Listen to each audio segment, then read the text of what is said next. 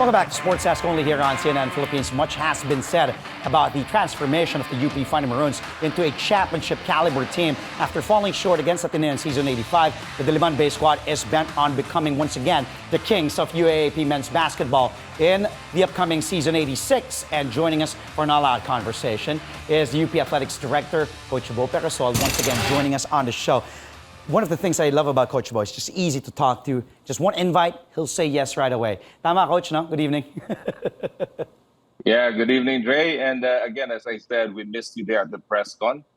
So I'm always available whenever you call. So thank you for this invitation. No, thank you. Always a pleasure talking to intellectual mind as yourself, especially pagdating sa basketball. Maraming salamat, Coach. Thank you. And yes, I wasn't able to attend the UAAP presser earlier because I had to be at the NCAA coverage, covering that exciting game between Letran and LPU. Anyway, how have you been, Coach Bo? It's been a while since I last spoke with you, and here we are again. The UAAP is up ahead. A lot of hype with UP. You did fantastic during the offseason. How have you been, Coach Bo?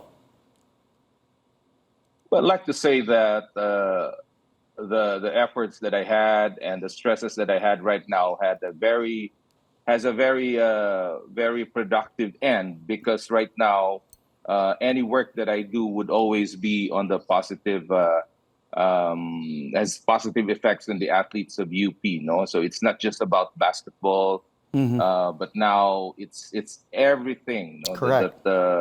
That has to do with sports in UP, and that doesn't only include Diliman, but also includes the whole campuses of UP all and around the country. Coach, let's talk about basketball because the season will already start this weekend. And if we talk about UP, as I said, a lot of hype because you did well in the preseason leagues and with the great acquisitions, of course, namely Francis Lopez, among others. You got two bigs from the La Salle Green Hills program in Seven Gagate and also in Luis Pablo.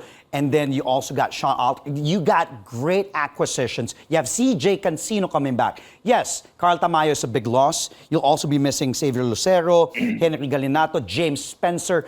But Coach, talk about now the replacements, so to speak, those coming in, led by Francis Lopez and the names I also mentioned. Kamusta yung pag-integrate nila dito sa sistema ni Coach Gold so far? The good thing about the replacements that we have right now is the time that we were able to spend with them. No, the off season. Right now, what happened was we had almost a full year of preparation. So lahat ng aming off season trainings, whether it's domestic or international, lahat sila nakasama, and then that spelled the difference, I think, because they were able to understand, what and how and why Coach Gold is the way that he is, the way that he coaches. Lahat ng mga gusto niyang ipa-implement was, I'd like to believe that was I think understood by everyone. No? Yan ang pinaka-importante sa lahat. And that also they were able to have the time to develop individually the skills, whatever it is that was needed for them. I think that they were able to accomplish that because we had the time. Coach, Francis Lopez, we know what this kid can do. Also played for Gilas, played for Ateneo in the juniors, but there's a lot of hype seeing Francis in a UP uniform in the UAAP officially. There was a lot of talk. Will he be allowed? Talk to us about the process of now Francis being able to be eligible to play, because this kid is going to be a problem. He's going to be a highlight. Yes, there will be some growing pains, but talk about this whole process of the Francis Lopez being eligible to play saga. Yes, and first, let me emphasize that Francis is a rookie. He's a young guy. Correct. Who's just trying to make a mark for himself in basketball. The reason why I'm trying to emphasize that is because I've seen a lot of players who had been parang ang laki ng epekto ng expectations of people around them, no, napakalaki. And then it adds into the stress, no, it adds into the anxiety of that young boy. So minsan hindi kinakaya because masyadong bata pa, no. But as far as Francis is concerned, the year that he was able to spend with us, no, I've seen how he has grown, no.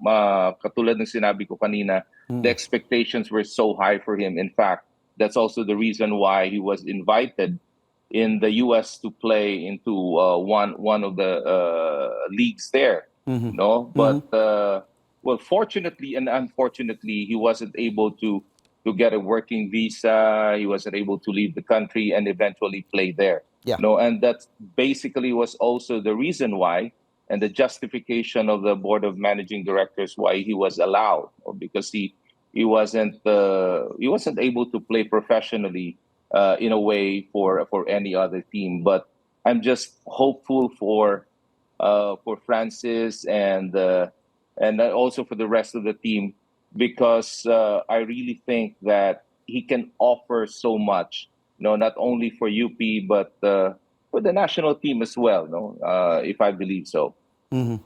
Well, Coach, aside from Francis, I did mention the other names, but let's, kumbaga, I'm sure you want to temper expectations as well because last season na rin ni CJ, well, the returning CJ Cancino and Malik Diouf as well. Have you spoken with the two graduating players? And also, the expectations will always be there with UP. You've won it all. You've ended that drought. And then in come the highly touted recruits. So what is the realistic expectations, and also how do you temper those expectations within your circle, within the locker room, Coach? As you said, Andre, whether we like it or not, the expectation to go all the way would always be there. And we have to embrace that. And we really have to know that, to be honest, we're capable of doing that. No, I really believe that. What I've seen them do in the off season when they match up and compete with teams, whether again here locally and internationally. I really think that this team is special. I think that this team can go all the way, but then again, as we always believe, there will always be adversities during the season, and I'm really hoping that the likes of CJ, the likes of Malik, will be able to lead them. Will be able to hurdle, those obstacles that are going to be in their way. Again, it's not going to be easy going up against like formidable teams like Ateneo, LaSalle, LaSalle, NU, NU, and the yeah. rest of the crew. But then again, as I said, I think right now we have what it takes to win this. Coach, just give me three names that you're excited that you feel will have a great season for you guys this season. Three names lang. I really think that Harold Alarcon Harold, yeah. will have a very Agree. good I like that season. kid. I think that CJ will Cancino, also bounce have a back. good Yep. season, and I'd like to believe that Malik will also be dominating if he will be able to understand what the role that he has to play in the team. I'm sure this question is always asked. You guys being put in the hot seat.